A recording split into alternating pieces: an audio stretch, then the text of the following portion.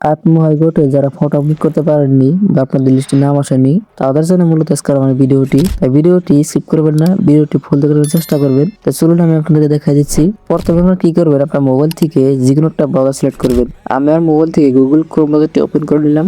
ব্রাউজারটি open করার পর উপর দিয়ে লক্ষ্য দেখতে পাবেন সার্চ একটা বক্স পাবেন। এখানে আপনারা সার্চ করবেন nrlm.gov.in লিস্ট লিখে সার্চ করবেন। সার্চ করার পরে আপনার ভালো করে লক্ষ্য করে দেখবেন উপর একটা লিঙ্ক চলে আসবে।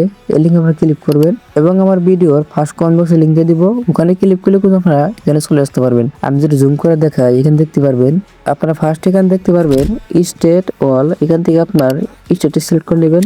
এখান থেকে আমি আসাম সিলেক্ট করে নিলাম। তার নিচে দেখতে পারবেন ডিস্ট্রিক্ট অল। এখান থেকে আপনার যে ডিস্ট্রিক্টটি রয়েছে সিলেক্ট করে নেবেন। এখান থেকে আমি কামরূপ সিলেক্ট করে নিলাম। তার নিচে দেখতে পারবেন ব্লক অল। এখান থেকে আপনার ব্লকের নাম সিলেক্ট করে নেবেন। তারপর এখানে দেখতে পারবেন গ্রাম পঞ্চায়েত অল। এখান থেকে আপনার যে গ্রাম পঞ্চায়েতটি রয়েছে সেটা এখান থেকে সিলেক্ট করে নেবেন। এখান থেকে আমি বগুড়িপুর সিলেক্ট করে নিলাম। তার নিচে দেখতে পারবেন ভিলেজ অল। এখান থেকে আপনার যে ভিলেজটি রয়েছে আপনার গাঁওর নামটা সেখানে সিলেক্ট করে দিবেন। এখান থেকে আমি মালিবাড়ি পাথার সিলেক্ট করে নিলাম। যে ভালো করে আপনারা অ্যাড্রেসটি সিলেক্ট করে নেওয়ার পরে নিচে দেখতে পারবেন সাবমিট নামে একটা অপশন আছে। এখানে ক্লিক করবেন। সাবমিট করে দিলে কিন্তু আপনার লিস্ট চলে আসবে। এখানে গিয়ে আপনার সদস্যের নামটি সার্চ করবেন। এখানে গিয়ে সার্চ করবো আসিয়া খাতুন লিখে দিলাম।